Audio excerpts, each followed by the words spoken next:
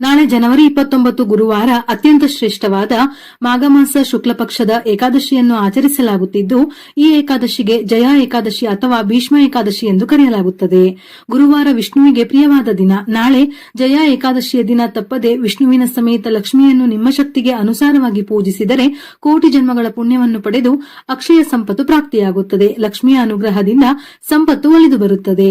ಏಕಾದಶಿ ತಿಥಿ ಸಮಯ ಜನವರಿ 28ರ ಮಧ್ಯಾಹ್ನ 4:35 ಆರಂಭವಾಗಿ ಜನವರಿ 29ರ ಮಧ್ಯಾಹ್ನ 1:55 ಮುಕ್ತಾಯವಾಗುತ್ತದೆ.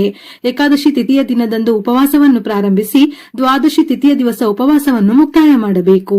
ಏಕಾದಶಿಯ ದಿನ ಉಪವಾಸವಿದ್ದು ವಿಷ್ಣುವನ್ನು ಪೂಜಿಸುವುದರಿಂದ ಎಲ್ಲಾ ಪಾಪಗಳು ಕಳೆದು ಸಂತೋಷದ ಜೀವನ ನಡೆಸಬಹುದು. ನಮ್ಮ ಕಷ್ಟವೆಲ್ಲ ದೂರಾಗಿ ಇಷ್ಟಾರ್ಥಗಳು ನೆರವೇರುವುದು, ಮೋಕ್ಷ ಪ್ರಾಪ್ತಿಯಾಗುತ್ತದೆ.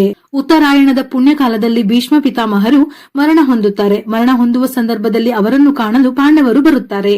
ಆಗ ಭೀಷ್ಮಾಚಾರ್ಯರು ಆಧ್ಯಾತ್ಮಿಕ ಜ್ಞಾನದ ಬಗ್ಗೆ ಜಗತ್ತಿಗೆ ತಿಳಿಸಲು ವಿಷ್ಣುವಿನ 1000 ಹೆಸರುಗಳಿರುವ ವಿಷ್ಣು ಸಹಸ್ರನಾಮವನ್ನು, ಅದರ ಶ್ರೇಷ್ಠತೆ, ಪ್ರಯೋಜನ, ಉಪಯೋಗ ಪ್ರತಿಯೊಂದನ್ನು ಪಾಂಡವರಿಗೆ ಮೊದಲ ಬಾರಿ ಉಪದೇಶಿಸುತ್ತಾರೆ. ಶ್ರೀ ವಿಷ್ಣು ಸಹಸ್ರನಾಮ ಸ್ತೋತ್ರದ ಮೂಲವನ್ನು ಗುರುತಿಸಲು ಭೀಷ್ಮ ಪಿತಾಮಹರ ನೆನಪಿಗಾಗಿಯೇ ಭೀಷ್ಮ ಏಕಾದಶಿ ಎಂದು ಕರೆಯಲಾಗುತ್ತದೆ. ಸನಾತನ ಧರ್ಮದಲ್ಲಿ ಏಕಾದಶಿ ಉಪವಾಸವು ಅತ್ಯಂತ ಮಂಗಳಕರ. ಏಕಾದಶಿಯ ಉಪವಾಸವು ಹೋಮ, ಯಜ್ಞ, ಯಾಗವನ್ನು ಮಾಡಿದಷ್ಟು ಫಲವನ್ನು ನೀಡುತ್ತದೆಯಂತೆ. ಈ ವ್ರತವನ್ನು ಆಚರಿಸುವುದರಿಂದ ವಿಷ್ಣುವಿನ ಕೃಪೆ ಪ್ರಾಪ್ತಿಯಾಗುತ್ತದೆ. ಇವುಗಳಲ್ಲಿ ಜಯ ಏಕಾದಶಿಯು ಈ ಜನ್ಮ ಮತ್ತು ಹಿಂದಿನ ಜನ್ಮಗಳ ಎಲ್ಲಾ ಪಾಪಗಳನ್ನು ನಾಶ ಮಾಡಲು ಅತ್ಯುತ್ತಮ ದಿನ. ಅಲ್ಲದೆ ಬ್ರಹ್ಮ ಹತ್ಯ ಮತ್ತು ರಾಕ್ಷಸ ಸ್ವಭಾವದಂತಹ ಘೋರ ಪಾಪಗಳನ್ನು ನಿವಾರಣೆ ಮಾಡುತ್ತದೆ. ಈ ಏಕಾದಶಿಯಂದು ಉಪವಾಸವನ್ನು ಆಚರಿಸಿ ವಿಷ್ಣು ಸಹಸ್ರನಾಮವನ್ನು ಭಕ್ತಿ ಭಾವದಿಂದ ಹೇಳುವವರಿಗೆ ಕಷ್ಟ ನೋವುಗಳಿಂದ, ದುಷ್ಟಶಕ್ತಿಗಳಿಂದ ಮುಕ್ತಿ ಸಿಗುತ್ತದೆ ಎಂದು ಕೃಷ್ಣನು ಪದ್ಮಪುರಾಣದಲ್ಲಿ ಹೇಳಿದನೆಂದು ಉಲ್ಲೇಖಿಸಲಾಗಿದೆ. ಈ ದಿನ ಸ್ನಾನ ಮಾಡುವ ನೀರಿಗೆ 2 ತುಳಸಿ ಎಲೆಗಳನ್ನು ಬೆರೆಸಿ ಸ್ನಾನ ಮಾಡಿದರೆ ಪುಣ್ಯ ಕ್ಷೇತ್ರಗಳಲ್ಲಿ ಸ್ನಾನ ಮಾಡಿದಷ್ಟು ಪುಣ್ಯ ಸಿಗುತ್ತದೆ. ಎಲ್ಲಾ ಜಾತಕ ದೋಷಗಳು ನಿವಾರಣೆಯಾಗಿ ಅದೃಷ್ಟ ಲಭಿಸುತ್ತದೆ. ಇದರ ಜೊತೆಯಲ್ಲಿ ಐಶ್ವರ್ಯ ಪ್ರಾಪ್ತಿಯಾಗುತ್ತದೆ. ಆರೋಗ್ಯ ಸಮಸ್ಯೆ ಮತ್ತು ದೃಷ್ಟಿದೋಷ ಇರುವವರು ಸ್ನಾನದ ನೀರಿನಲ್ಲಿ 2 ಲವಂಗಗಳನ್ನು ಸೇರಿಸಿ, ಶನಿ ದೋಷ ನಿವಾರಣೆಗೆ ನೀರಿನಲ್ಲಿ ಎಳ್ಳು ಸೇರಿಸಿ ಸ್ನಾನ ಮಾಡಿ. ಈ ದಿನ ಸ್ನಾನದ ನಂತರ ಸ್ವಲ್ಪ ನೀರಿಗೆ ಗಂಗಾಜಲ, ಎಳ್ಳು, ಕುಂಕುಮ, ಅಕ್ಷತೆಯನ್ನು ಸೇರಿಸಿ ಈ ನೀರನ್ನು ದೇವರ ಮನೆಗೆ ಸಿಂಪಡಿಸಿ ಶುದ್ಧ ಮಾಡಿದ ನಂತರ ದೇವರ ಪೂಜೆಯನ್ನು ಪ್ರಾರಂಭಿಸಬೇಕು.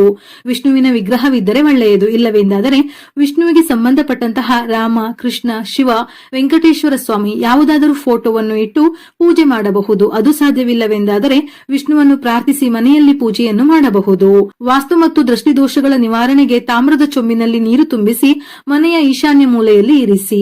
ಮನೆಯ ಮುಖ್ಯದ್ವಾರದ ಹೊರಗಡೆ ಗಂಧದಿಂದ ಸ್ವಸ್ತಿಕ್ ಗುರುತನ್ನು ಬರೆಯುವುದರಿಂದ ಸುಖ ಸಂತೋಷ ಲಭಿಸುತ್ತದೆ.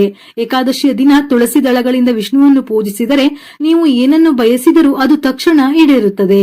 ಈ ದಿನ ವಿಷ್ಣುವಿನ ಆರಾಧನೆಯ ಜೊತೆ ತಾಯಿ ಲಕ್ಷ್ಮೀ ದೇವಿಯನ್ನು ಪೂಜಿಸುವುದು ಕೂಡ ತುಂಬಾನೇ ಮುಖ್ಯ. ಈ ಏಕಾದಶಿಯಂದು ಉಪವಾಸವನ್ನು ಆಚರಿಸಿ ಜಯ ಏಕಾದಶಿ ವ್ರತದ ಕಥೆಯನ್ನು ಕೇಳಿದರೆ ಶುಭ ಫಲಗಳು ಪ್ರಾಪ್ತಿಯಾಗುತ್ತದೆ.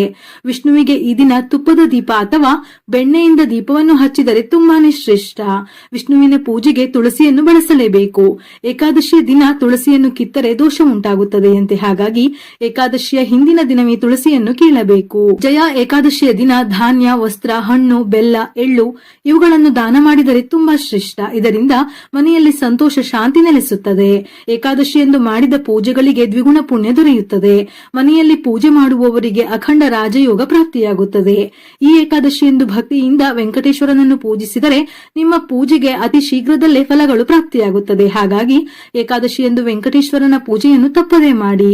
ಈ ದಿನ ತಪ್ಪದೆ ಅಕ್ಕಿ ಹಿಟ್ಟಿನಿಂದ 2 ಹಿಟ್ಟಿನ ದೀಪಗಳನ್ನು ತಯಾರಿಸಿ ದೀಪಕ್ಕೆ ಅರಿಶಿನ ಕುಂಕುಮವನ್ನು ಹಚ್ಚಿ ಹಸುವಿನ ತುಪ್ಪವನ್ನು ಸೇರಿಸಿ ಬಿಡಿಬಿಡಿಯಾಗಿ 5 ಬತ್ತಿಗಳನ್ನು ಇಟ್ಟು ದೀಪ ಬೆಳಗಿದರೆ ಬಹಳ ಶ್ರೇಷ್ಠ. ಏಕಾದಶಿ ದಿನ ಹಿಟ್ಟಿನ ದೀಪವನ್ನು ಬೆಳಗಿದರೆ ಲಕ್ಷ್ಮಿಯ ಅನುಗ್ರಹವು ಕೂಡ ಪ್ರಾಪ್ತಿಯಾಗುತ್ತದೆ.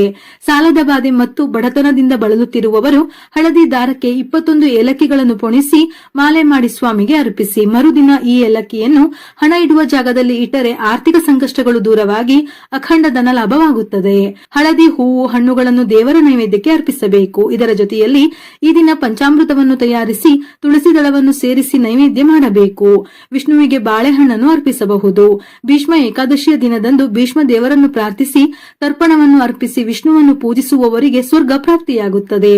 ಈ ದಿನ ವಿಷ್ಣು ಸಹಸ್ರನಾಮವನ್ನು ಪಠಿಸಲು ತುಂಬಾ ಮಂಗಳಕರವಾದ ದಿನ. ಹಾಗಾಗಿ ತಪ್ಪದೆ ವಿಷ್ಣು ಸಹಸ್ರನಾಮವನ್ನು ಪಠಿಸಿ ಅಥವಾ ಕೇಳಿ. ಇದರ ಜೊತೆಯಲ್ಲಿ ನಾರಾಯಣ ಕವಚವನ್ನು ಸಹ ಪಠಿಸಬಹುದು ಅಥವಾ ಕೇಳಬಹುದು. ಇಲ್ಲವೆಂದಾದರೆ ಓಂ ಹ್ರೀಂ ಶ್ರೀಂ ಲಕ್ಷ್ಮೀ ವಾಸುದೇವಾಯ ನಮಃ. ಓಂ ನಮೋ ಭಗವತೆ ವಾಸುದೇವಾಯ. ಓಂ ವಿಷ್ಣವೇ ನಮಃ. ಓಂ ಗೋವಿಂದಾಯ ನಮಃ. ಇವುಗಳಲ್ಲಿ ಯಾವುದಾದರೂ ಮಂತ್ರವನ್ನು 21 ಬಾರಿ ಅಥವಾ 108 ಬಾರಿ ತಪ್ಪದೆ ಜಪಿಸಿ. ಈ ದಿನ ಪೂಜೆಯ ನಂತರ ಅರಿಶಿನ ಕುಂಕುಮ ಬಾಳೆಹಣ್ಣನ್ನು ದಾನವಾಗಿ ನೀಡಿದರೆ ತುಂಬಾ ಒಳ್ಳೆಯದು. ಪೂಜೆಯ ನಂತರ ಗೋವಿಗೆ ಗೋಗ್ರಾಸದ ಜೊತೆ ಬಾಳೆಹಣ್ಣನ್ನು ನೀಡಿ. ಇದರಿಂದ ಏನಾದರೂ ಕಂಟಕವಿದ್ದರೆ ಪರಿಹಾರವಾಗುತ್ತದೆ. ಏಕಾದಶಿಯ ದಿನ ಹಸುವಿಗೆ ಬೆಲ್ಲ ಮತ್ತು ನೆನೆಸಿದ ಕಡಲೆಬೇಳೆಯನ್ನು ತಿನ್ನಿಸಿ. ಇದು ನಿಮ್ಮ ಜನ್ಮಕುಂಡಲಿಯಲ್ಲಿರುವ ಗುರುವಿನ ಬಲವನ್ನು ಹೆಚ್ಚಿಸುತ್ತದೆ. ಇದರ ಜೊತೆಯಲ್ಲಿ ಸಂಪತ್ತು ವೃದ್ಧಿಯಾಗುತ್ತದೆ. ತುಳಸಿ ಗಿಡವನ್ನು ನೆಟ್ಟು ನೀರುಣಿಸುವುದು, ತುಳಸಿ ಗಿಡದ ಬಳಿ ದೀಪವನ್ನು ಬೆಳಗುವುದು ಶುಭದಾಯಕ. ಈ ದಿನ ಬಡವರಿಗೆ ಆಹಾರ ನೀಡಿ ನಿರ್ಗತಿಕರಿಗೆ ನಿಮ್ಮಿಂದ ಆಗುವ ಸಹಾಯ ಮಾಡಿ.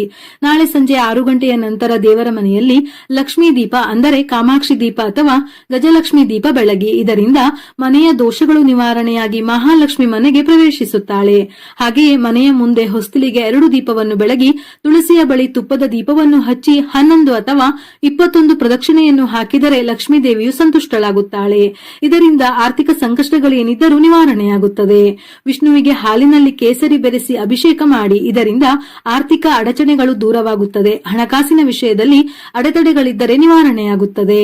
ಅಶ್ವತ್ಥ ಮರದಲ್ಲಿ ಲಕ್ಷ್ಮೀ ನಾರಾಯಣರು ನೆಲೆಸಿರುತ್ತಾರೆ. ಹಾಗಾಗಿ ನಾಳೆಯ ದಿನ ಅಶ್ವತ್ಥ ಮರವನ್ನು ಸ್ಪರ್ಶಿಸಿ ನಮಸ್ಕರಿಸಿದರೆ ಸರ್ವ ಪಾಪಗಳು ನಾಶವಾಗುತ್ತವೆ. ಅಶ್ವತ್ಥ ಮರದ ಕೆಳಗೆ ಎಳ್ಳಿನ ಎಣ್ಣೆಯ ದೀಪವನ್ನು ಹಚ್ಚಿ ಪ್ರದಕ್ಷಿಣೆ ಮಾಡಿದರೆ ಸಾಲದ ಬಾಧೆಗಳು ತೀರುತ್ತವೆ. ಅಭಿವೃದ್ಧಿ ಬಯಸುವವರು ನಾಳೆ 2 ಶುದ್ಧವಾದ ಅಶ್ವತ್ಥ ಎಲೆಯ ಮೇಲೆ ಗಂಧದಿಂದ ಓಂ ಎಂದು ಬರೆದು ಮನೆಯ ಮುಖ್ಯ ಬಾಗಿಲಿಗೆ ಕಟ್ಟಬೇಕು. ಇಲ್ಲವೆಂದರೆ ಬೀರು ಅಥವಾ ಪರ್ಸ್ನಲ್ಲಿ ಇಟ್ಟುಕೊಂಡರೂ ಆಕಸ್ಮಿಕ ಧನ ಲಾಭವಾಗುತ್ತದೆ. ನಾಳೆಯ ದಿನ ವೆಂಕಟೇಶ್ವರ ಸ್ವಾಮಿ ಅಥವಾ ವಿಷ್ಣುವಿನ ದೇವಸ್ಥಾನಕ್ಕೆ ಹೋಗಿ ತುಳಸಿ ಮಾಲೆ ಅರ್ಪಿಸಿ ತುಪ್ಪದ ದೀಪ ಹಚ್ಚುವುದು ಬಹಳ ಶುಭಕರ. ನಾಳೆಯ ದಿನ ಸಾಧ್ಯವಾದಷ್ಟು ವಿಷ್ಣುವಿನ ಆರಾಧನೆಯನ್ನು ಮಾಡಬೇಕು. ಇದರ ಜೊತೆಯಲ್ಲಿ ಒಮ್ಮೆಯಾದರೂ ವಿಷ್ಣು ಸಹಸ್ರನಾಮವನ್ನು ಪಠಿಸಿ. ಸಾಧ್ಯವಿಲ್ಲವೆಂದಾದರೆ ತಪ್ಪದೆ ವಿಷ್ಣು ಸಹಸ್ರನಾಮವನ್ನು ಕೇಳಿ. ಇದರಿಂದ ಪ್ರತಿಯೊಂದು ದೋಷಗಳು ಪರಿಹಾರವಾಗುತ್ತದೆ. ವಿಷ್ಣು ಸಮೇತ ಲಕ್ಷ್ಮಿಯ ಅನುಗ್ರಹದಿಂದ ಪ್ರತಿಯೊಂದು ಪಾಪಗಳು ನಾಶವಾಗಿ ಸುಖ, ಸಂತೋಷ, ನೆಮ್ಮದಿ ನೆಲೆಸುತ್ತದೆ. ವಿಡಿಯೋ ಇಷ್ಟ ಆಗಿದ್ದಲ್ಲಿ ಮರೆಯದೆ ಲೈಕ್ ಕೊಟ್ಟು ನಿಮ್ಮವರಿಗೆ ಶೇರ್ ಮಾಡಿ. ಇದೇ ರೀತಿಯ ಮನಮುಟ್ಟುವ ಉಪಯುಕ್ತ ಮಾಹಿತಿಗಳಿಗಾಗಿ ಮತ್ತೆ ಭೇಟಿಯಾಗೋಣ.